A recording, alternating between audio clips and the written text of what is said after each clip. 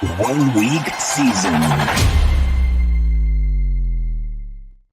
1 week season, fam, La Familia. Welcome back. It is week 2 of our DFS FanDuel Labs show. We are recording on Thursday. This will go live on Friday.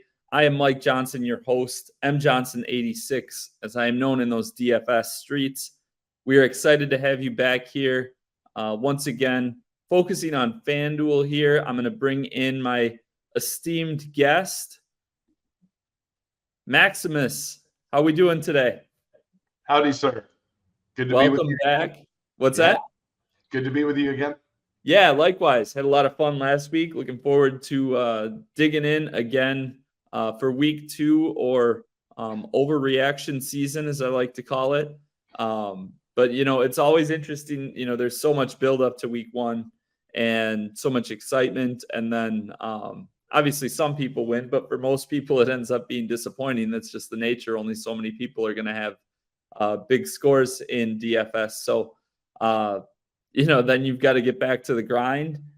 And week 2, I think, is always one of the more interesting weeks because you learn a lot. It's the first time that you're seeing these teams actually play real full games with all their guys. But you've got to be careful not to overreact to things you see because it's just one week. We know football is highly variant. We know so much, in a given week can just kind of fluctuate. It could, so trying to separate the signal from the noise is such a big part of really this like week 2 to 4 window. This week in the Oracle, I write the questions for the Oracle, one of the articles in the Scroll. For those who aren't familiar with 1 week season, the Oracle is basically I'll ask a series of questions, pertinent questions that are kind of lingering around the week, critical thinking points for that week's slate, that week's main slate. And I pose the question, and then myself, Hilo, JM, and Zandamir, all 4 of us will give our varying answers. So it's a pretty neat thing, I think, kind of unique across the industry, and you can kind of see how our minds kind of approach things differently. But if you're not familiar, I highly encourage you to check it out. You can look back at week 1. Week 1 was free to everyone, so even if you're not a subscriber, you can go to 1 week season and find our week 1 Oracle, kind of see what that's about. But I always think that's an interesting thought process and exercise. So with that said, Maximus, how was your week 1? Mixed results. Could have been better, could have been worse. I entered the 2 5-entry max contests on FanDuel. One's a $7 a team buy-in, one's a $65 a team buy-in. I threw a few entries into their Millie, which I actually did place one of those teams. So basically 1 out of my 5 placed in the money in each contest. On one of the contests, I actually had a team, because one of the contests is only 524 entries. The other one, there's like 3,400. So it's a little bit of a difference. But I did see our fellow esteemed colleague, Xandermere, in the 3rd spot.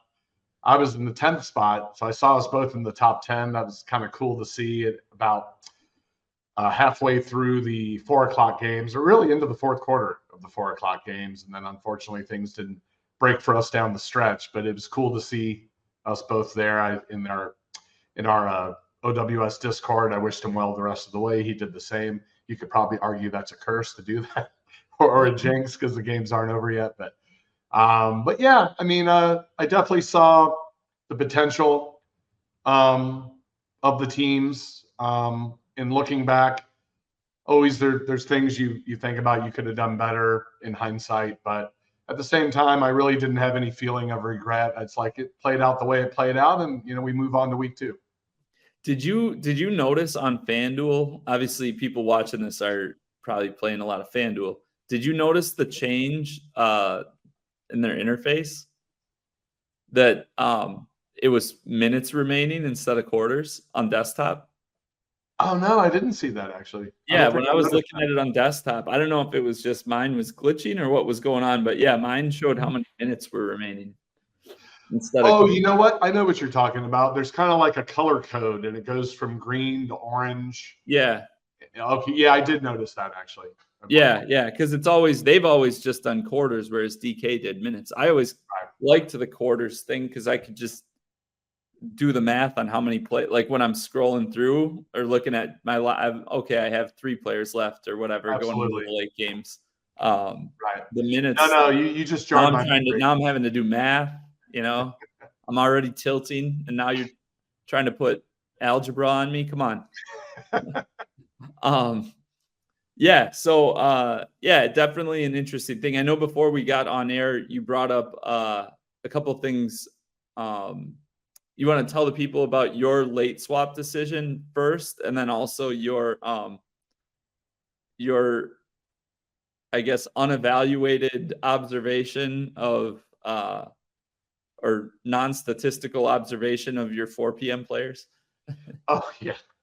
So, my late swap decisions, I had Austin Eckler, which I kept at running back. I had initially I had Raheem Mostert in my flex spot. I'm trying to figure out who my other player was. Was it the tight end maybe? Tight end spot? No. I had one other player. I had 3 players in total. I'd have to go back and look now. But I made a decision based on trying to do the math on some other teams that were around me, because you can't see obviously who the players are for the floor for your competitors around you. However, you can kind of calculate how much salary they have left based on who's already played to know who most likely is in there if they have the flex spot remaining. And Raheem Mostert and Cortland Sutton were at the exact same price point at 5,900. And yeah, for some reason, I just made the decision, even though I did have exposure for sure to the Dolphins Chargers game, and the Eckler Mostert skinny stack is in essence a good idea. But I just decided to move off Mostert to Cortland Sutton with no Jerry. Once I knew for sure Jerry Jeudy's not playing, Cortland Sutton, wide receiver 1's probably not going to be as owned. And I need to catch up. I'm in catch-up mode as well. It's not like I'm at first place where I can just sustain by keeping the high-owned players. And so I changed up to Cortland Sutton, and it wound up being a stalemate. I think Cortland Sutton FanDuel points had like just shy of 12, and then Mostert had like 12.1. So it was like 11.7 to 12.1. So it wound up being Cortland Sutton got a touchdown. But one thing I did notice with all 3 of my players, I can't remember who the third player is for some reason, because I had Eckler, it wound up being Sutton, and there was one other player. And in the second half of the 4 o'clock games, all 3 of them combined for like 3 points. And I was like, what is going on? These are competitive games. And yeah, off the air, I asked Mike, is there any kind of statistic or metric that gives a historical chart or history of players who perform, what players'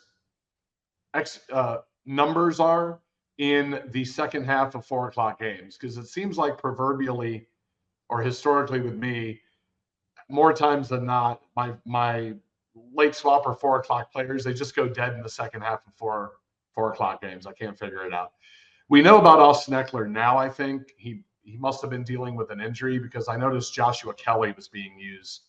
He was the lead back in the second half of the Chargers-Dolphins game. I think Austin Eckler was only in for a couple series, but now we found out reading some information that he's dealing with an ankle injury. So maybe that happened during the game and just nobody knew about it.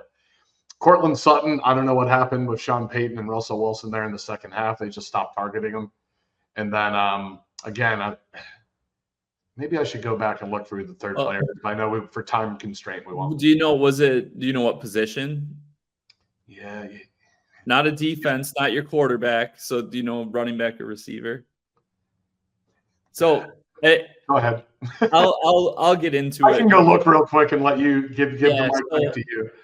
There's a couple things. So obviously you have the Eckler situation, and now we know that he had an ankle injury that he didn't really enter the game with. or I hadn't heard anything about. So now he's dealing with that. So that obviously happened during that game. So that kind of explains it there. He still did have 16 carries and 5 targets. So it's not like he had like bad usage, and he's never really been a guy that gets like 30 touches consistently. It's kind of why like Josh Kelly was someone that Hilo and I were all over on best ball as like a late round pick, because as a contingent value if Eckler were to go down, but also just the fact that, as the second running back there, he had a good chance, in a given week, he could have 8 to 12 carries and do something positive. But the other thing with running back, the biggest thing, there's 2 things. So one is game flow. So if you have a running back, maybe they have a great first half, but if they're not a pass catcher, they can kind of get game scripted out in the second half. And then the other way around, if you have a receiver, and here's the thing is, it's human psychology, it's cognitive bias, where you are paying attention to your best teams there. So you're paying attention to your teams that are like doing the best, and they're in a good spot, obviously.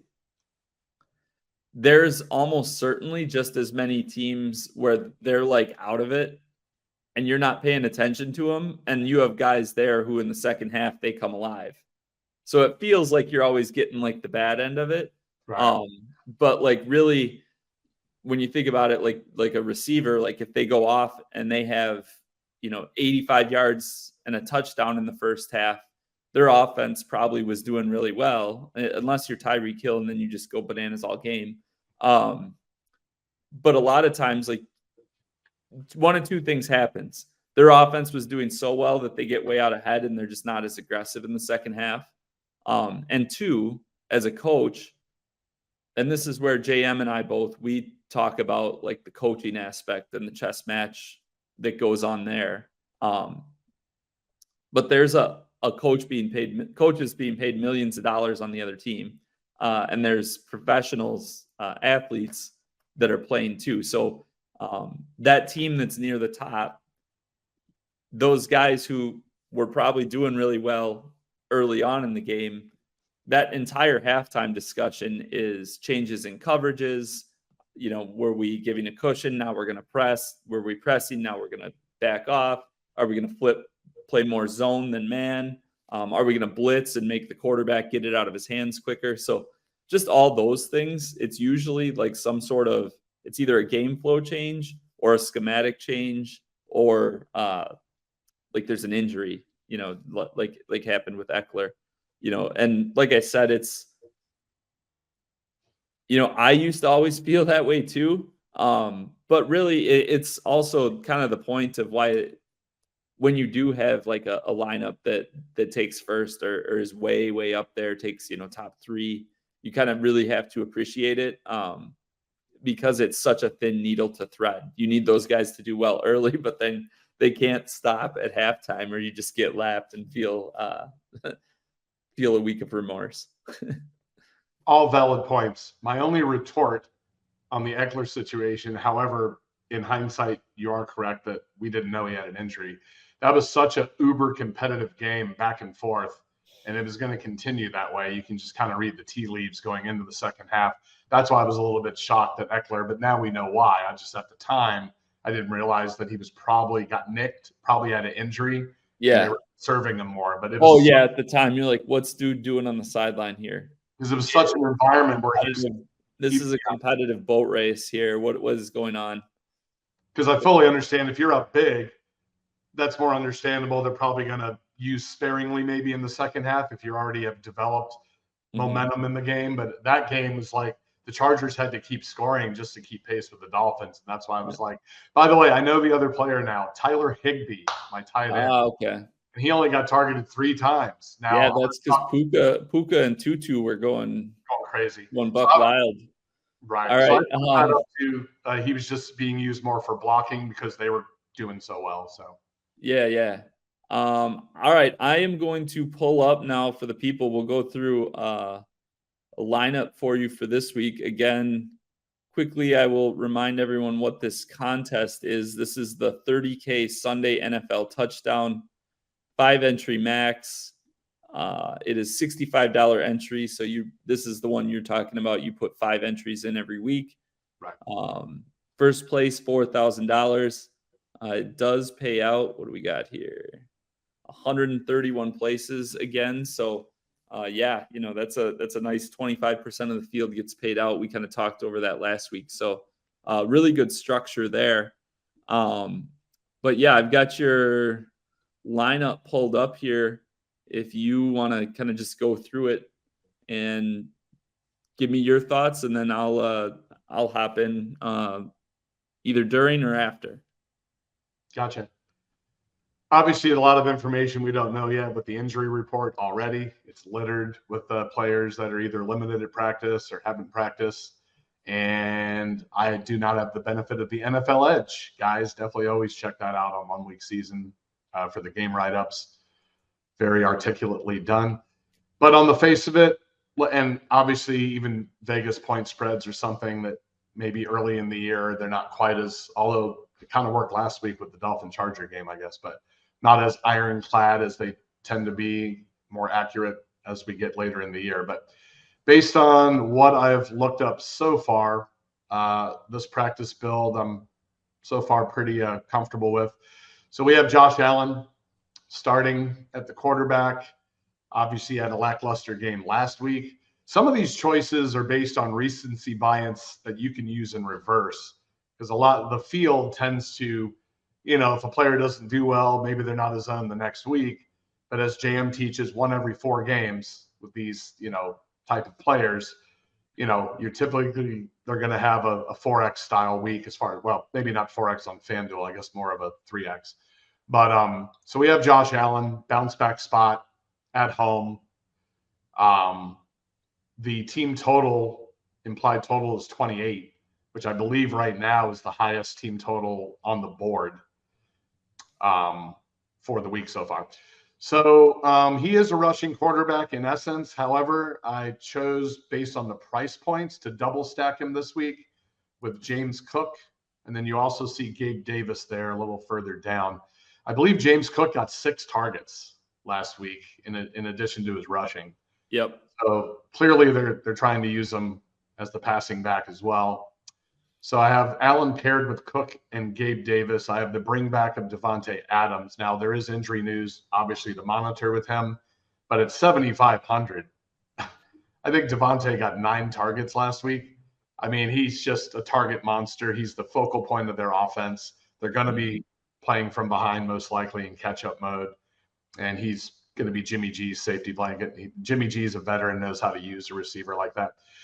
Okay, and then we have Jahmyr Gibbs. Now, there was a report I read where Jahmyr Gibbs, the coaching staff, was planning to open him up even more starting this week. It's actually a report you can read by his name on FanDuel as well. 5,800, I think, is a great price. That game, I believe Seattle and Detroit played each other last year, and it was a complete shootout. Mm-hmm. Don't have any Seahawks on this team, but it may not be a bad idea to do a skinny with Jahmyr. But at 5,800, and the report's saying that he's going to be utilized even more, and he flashed me on the screen in that KC game last week when he did get his opportunities. Then we go down to T. Higgins, which I know if anybody used him last week would be very hesitant to probably go there this week. But I did look, he got targeted 8 times. So it's very rare to be targeted 8 times and have 0 points. I expect him to have a bounce back to a certain degree. It is a tough defense with Baltimore. It is a divisional matchup, which always can go kind of get muddy. But at 7,000, he's kind of my onesie in this case. I'm not really looking to stack that game, but he serves as kind of a good onesie for me there, and in a spot where he's probably not going to be very underowned, I would imagine. I do want exposure to the Kansas City-Jacksonville game, as though it's really hard. Kansas City is such a spread-out offense. Don't really know about Travis Kelce yet, so this could change as well if I know that Kelce's like 100% good to go. But Evan Ingram at 6,000, even though Ridley had that monster game last week, Evan Ingram was targeted 6 times. Mm-hmm. And he does have 7 points, which, as bad as the tight end spot is looking to be, that's actually not a bad output for week 1 for him. So I have Evan Ingram in the tight end spot to get some kind of exposure to that KC Jacksonville game that I think you're probably going to need to. And then if we go scroll down a little bit more, I can't see it at the moment, but I think it's I have Deebo Samuel in my flex spot. And Deebo was, I know the Ayuk was the story of week 1, but Deebo got targeted plenty. He got some rushing opportunities. He's going to have his day. I have a feeling C-Mac, Ayuk, Deebo, they're going to take turns, I think, each week, somebody having a big game in that Niners offense. So, and then also in the flex spot, that's my one kind of late swap opportunity where there is a few other options around the same price point. If you felt like you wanted to go with something else, depending on how your team is doing. And then the Dallas Cowboys defense goes without saying. For me, that's just a lock button this week. They're at home. They're playing against Zach Wilson on the road. It's hard for me to imagine that they're not going to have somewhat of a positive result there. So a little bit of an explanation of the practice build here, and all yours, sir. Yeah. There's a lot of things I like about this lineup. There's also a couple things I want to touch on, some ideas. First, we'll work backwards from where you just ended. The Cowboys defense, $4,500 at home. And I mean, forget what they just did on Sunday night to Daniel Jones and the Giants, but just like, this is the hypothetical that was going through my mind Tuesday night, and then yesterday is, if think back to last season, if on January 10th or January 1st of this year, so like, week 16, I mean, Nathaniel Hackett was getting fired and was pretty well across the board thought of as maybe the worst NFL head coach in history. And Zach Wilson had been benched and was like complete train wreck. And now you have a Nathaniel Hackett offense led by Zach Wilson going on the road to face a team that just absolutely decimated what was last year a very good offense. I know there was rain on Sunday night, but like if I went back in time and told January 1st Maximus that Zach Wilson quarterbacking a Nathaniel Hackett offense was going to be playing on the road against maybe the top defense in the league, I mean, what would the price have to be for you to not play him? Like $8K? I'll do the Zeke, eat the chalk. Yeah, I mean, and the thing where this really sets up, and I think they are just like, you just lock button them, is the way this week's slate sets up, because there's only 4 late games, and they're not like high profile, like projected high scoring games. You have I'll scroll up. You've got the Niners at the Rams. You've got the Giants at the Cardinals, Jets at Cowboys, and Washington at Denver. Like, I think the highest total there is like 45, the highest game total. So you're not going to have a ton of lineups that have a bunch of guys playing late. And what this Dallas defense does is you can just lock button them. And because of their late start, you've also got some ugly offenses there. So when you look at the rest of the defensive player pool, you've got options to where you could late swap. So like, you could go up $500 or 5K. The Niners are a late defense. So if you've got at least one other, you could swap from, say, Cowboys and Deebo. You could move to the Niners, and then you got to go down 500 from Deebo. And then you're just looking for anyone, assuming James Conner's healthy, he's at home against a Giants team traveling across the country. Javonte Williams in his second game after good usage. What else do we have here? Marquise Brown, George Kittle. Again, you talked about, that would be unique, a tight end in the flex. And you talked about how those Niners guys might just be kind of rotating who has the big game. Jahan Dotson, explosive player, maybe benefits from Terry McLaurin facing Patrick Surtain. There's just a lot of options there. And it gives you, to your discussion before about your late swap decision from last week, if you're in a really good spot and you're just trying to hold serve, or you got a chance to win it, and you're, the only people you have to pass are guys who don't really have people playing, you can just hold serve and play that smash lock button play in the Cowboys. But defense is highly variant still. So if you need to make up some ground, you can swap. You could go up to the 49ers. You could, you've got the Giants at $100 less, facing Josh Dobbs. You could go way down. There's some the Rams you probably wouldn't want to touch. But the Jets defense might be the best in the league. I mean, they were incredible on Monday night. I mean, you want to talk about ultimate leverage with how high owned, with what, I shared my thoughts on the Cowboys, and that's kind of the most likely outcome.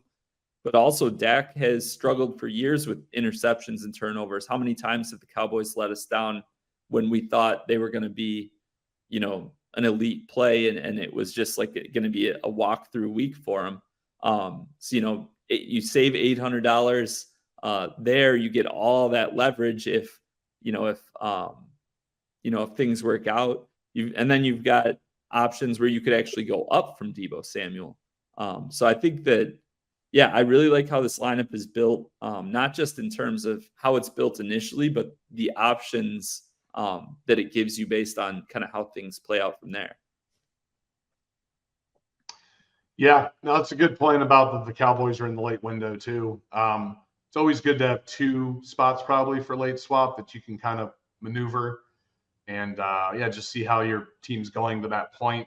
Last week, the Cortland Sutton move is really because I knew I needed to catch up. I wasn't already on top. If I would have been kind of like I'm trying to sustain where I'm at, I probably would have stayed with the Mostert, Eckler, Right.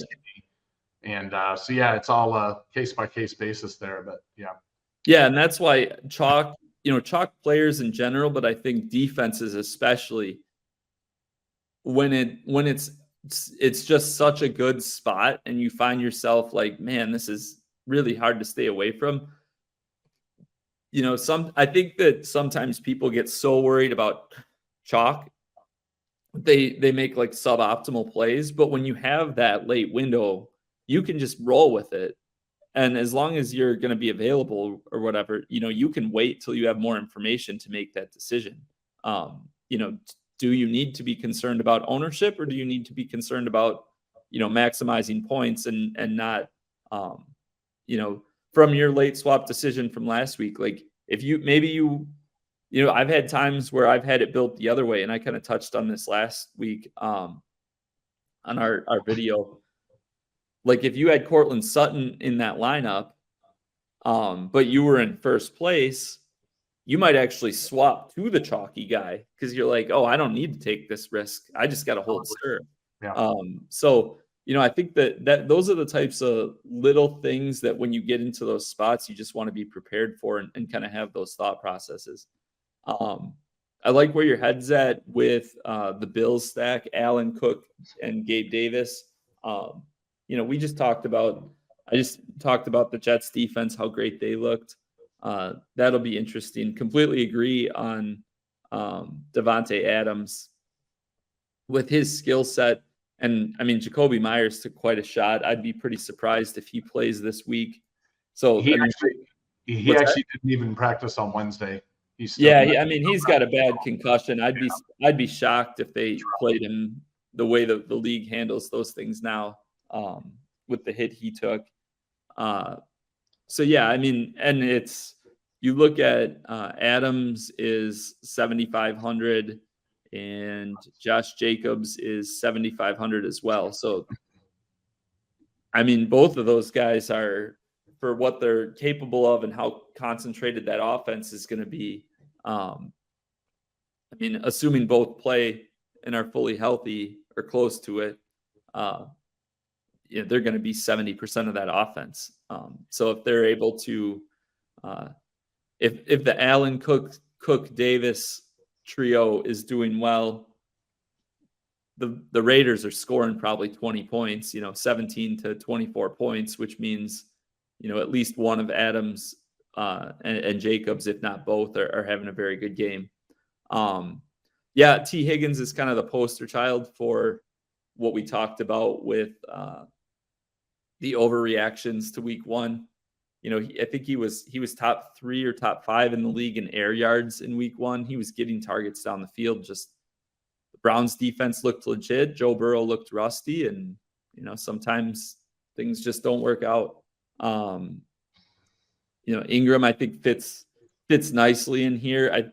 I'm guessing looking at this lineup, he seems like the lineup was built around some other thoughts, and then he was probably one of those last couple spots where you're like, okay, like this is a game that I like getting exposure to.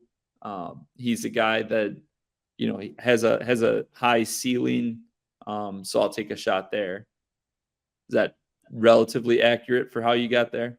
Exactly. Yeah, he was. I looked at that game. I'm like, well, that game has the one of the other highest, not just team totals, but also the game environment as a whole. And I figured I need some kind of exposure to that game. Most likely, it's could easily be a shootout. It's in Jacksonville as well.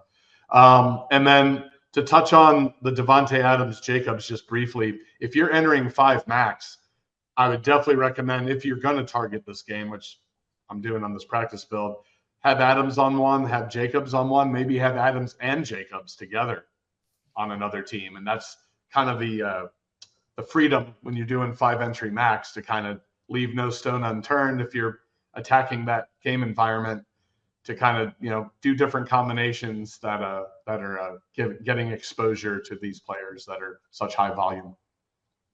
Yeah, absolutely. And then Gibbs and Debo are just guys who their skill sets, I think, for FanDuel are perfect, because they're not necessarily guys that you're consistently going to expect at this point. They're getting a ton of volume, which on DraftKings, a lot of times that volume is so important because it's full point PPR. You get the bonuses for 100 yards, but they're explosive. They can make some big plays, and they have the skill sets. I think anybody with eyes probably saw the same thing as you and I, that Gibbs was like incredible. So yeah, it's one of those things where he's an interesting case study, because he only played 19 snaps last week. Right. So it's like, how do you project that on spreadsheets and stuff? How does that play in projections? And then how does that play in ownership projections? And then, I think this is one of those situations where, depending on the contest, there's going to be a big swing in how owned he is. I do kind of have, my one thought on this, as you were talking about Gibbs, because I do think they're going to use him more. If you look at last week, he had 7 rush attempts and 2 targets. They're at home now. It's week 2. I think he'll get more snaps. But I mean, more could be somewhere in the 11 to 14 opportunity range as opposed to 9. Really, you're hoping that, that Kansas City Detroit game last week was, as far as game flow, it never really got going. So really, you're hoping for that to happen, for the game to really get going. So I think that, I never like to use absolutes, but on Gibbs lineups, I think that at least one Seattle piece is probably what you're going to need. Just from the standpoint of, I have that game up. Yeah, Seattle, Detroit. Just from the standpoint of one of 2 ways he gets there, right? It's either the game gets turned up by Seattle scoring. And so that's a thing where, like, Kenneth Walker was the lead back last week. People don't like playing running backs from the same game very often, but Walker had 12 rushes and 5 targets. And then Zach Charbonnet, who was his expected backup, he just rushed 3 times. Walker was on the field way more. Their offense kind of fell apart in the second half with they had a couple offensive line injuries, which I think are actually going to be an issue for them again this week against a very good Detroit defensive front. But either way, if Gibbs is having a big game, a big game to the point where it's like, oh, like you had to have him.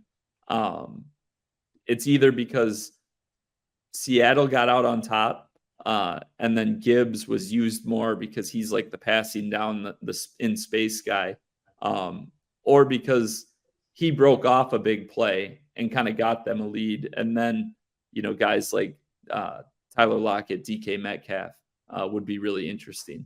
So that's kind of. I think he's a great play regardless, but that's one of the things that I was thinking as you were going through the lineup. If you could click on Jahmyr Gibbs real quick, there's a big write-up as well. And while I know it's not wise to get too deep into coach speak, because sometimes it could be the reversal of what they're saying, it's a pretty big write-up about how he could see an increased workload in week 2. To your point, maybe that could be just a few more than what he had last week. Also, to your point, 2 points. Mike Johnson's FanDuel course, guys, you got to get it. And I will hearken back to one thing you do mention, that is you are, especially on FanDuel, looking at players who can break big plays, who can have big plays that are capable of scoring a touchdown from anywhere on the field. It looks like Gibbs is that kind of player. And then I'll just my last comment is also to your point of maybe getting a skinnier exposure. Gabe Davis is the same price point as Tyler Lockett, I believe. So that could be another route. Maybe I could go there with Gibbs. Mm-hmm. Yeah, definitely. Yeah, and there's lots of options. I think, but I think the nuts and bolts of this lineup are really good. And I mean, it's not like you have to. I mean, that the way Seattle's built, Walker, they have Kenneth Walker, and then they have Metcalf, Lockett, and Jackson Smith-Njigba. So I mean, they could theoretically, that could all just be spread out, and none of those guys have more than 14, 15 points, and you didn't have to stack him up. So it's not that you necessarily have to, but he is a guy that I think finding ways to correlate him, makes a lot of sense. Right. Yeah. Trying to think, is there anything else you want to touch on before we let the people get on with their days? No, I think we're good for now. I mean, we're waiting on news, obviously, and I'm sure I'll be mixing and matching and kind of. I'm actually traveling this week, so I actually don't know if I'm going to be able to max enter because I like to be kind of center of gravity for the late swap possibilities to kind of. I work better on a desktop. If I'm checking from my phone, it gets a little more of a hassle for me. But yeah, if I have the time while I'm on the road, I'll if I know I have the time, I'll probably do my typical 5 max. But Nice. I'm sure I'll have a couple teams at least. But yeah, so far, I like where it's going, and we'll continue to see what materializes. Yeah, for sure. Well, interested to see. Excited to when Devontae Adams scores his 3rd touchdown to pull the Raiders within 42-28. I will. It's funny, before we go. So 2 years ago, I won the FanDuel. What was it? The Rush. It was like 40 grand. I won. It's like whatever the $10 tournament is, $9 or $10 tournament.